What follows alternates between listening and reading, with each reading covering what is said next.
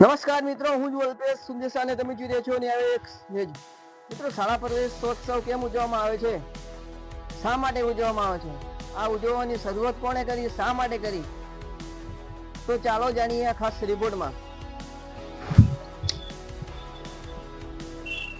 શાળા પ્રવેશોત્સવ માત્ર એક કાર્યક્રમ નથી, પરંતુ શિક્ષણને લોકો સુધીના દરેક બાળક સુધી પહોંચાડવાનું એક સામાજિક અભિયાન છે. આ અભિયાનની શરૂઆત વર્ષ 2003માં તત્કાલીન મુખ્યમંત્રી નરેન્દ્રભાઈ મોદી દ્વારા કરવામાં આવી હતી. તેમણે જોયું કે બાળકો શાળાએ જતા નથી, 1-2 ધોરણ ભણીને છોડી દે છે, અને બાળકીઓ કે જેમને શાળાએ મોકલવામાં નથી આવતી, ઘરે કામ કરાવવા અને બીજા ઘણા કારણોસર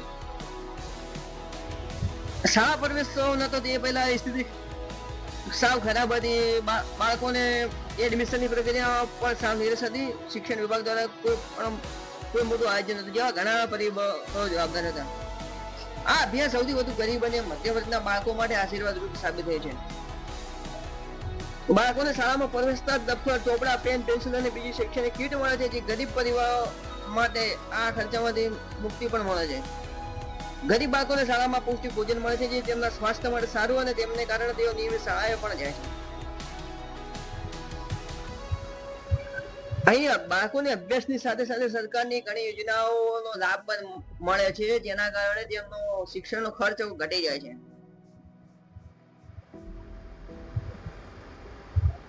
ટૂંકમાં કહીએ તો પહેલા શાળા એક ઇમારત હતી, આજે આ કાર્યક્રમના કારણે શાળા એક પરિવાર જેવી બની ગઈ છે, જે દરેક ગરીબ બાળકના સપનાઓને પાંખો મળે છે. મિત્રો, સરકાર તો કીટ આપશે, મંત્રી પણ આવશે, પણ તમારા બાળકનું ભવિષ્ય બદલવા માટે તમારા ઘરના ઉંબરેથી જે પહેલું ડગલું ભરાશે ને, એ જ ક્રાંતિ લાવશે. આપણે શું ભણ્યા એના કરતા આપણે કેટલા સંસ્કારી અને સ્વતંત્ર બન્યા, એ જ શિક્ષણનો સાચો અર્થ રહ્યો છે. આજ રોજ રાજ્ય સરકાર દ્વારા કન્યા કેળવણી મંડળ અને શાળા પ્રવેશોત્સવ 2026 નિમિત્તે સમગ્ર રાજ્યની અંદર શાળા પ્રવેશોત્સવનો શુભારંભ થયું છે. આજે ડીસા તાલુકાની અંદર શાળા પ્રવેશોત્સવમાં જવાનું થયું. ખૂબ ઉત્સાહભેર જે નરેન્દ્રભાઈએ જે શરૂઆત 2001ની સાલથી કરેલી તે આજે સદંતર આ પ્રક્રિયાઓ ચાલી છે. તેના લીધે બનાસકાંઠા જિલ્લાની અંદર ડ્રોપઆઉટ રેશિયો નહીવત જેવો રહ્યો છે, અને તેના પરિણામે આજે દીકરીઓ પણ ભણી રહી છે, દીકરાઓ પણ ભણી રહ્યા છે. સમગ્ર રાજ્યનું શિક્ષણ સ્તરમાં પણ ખૂબ મોટો વધારો જોવા મળી રહ્યો છે.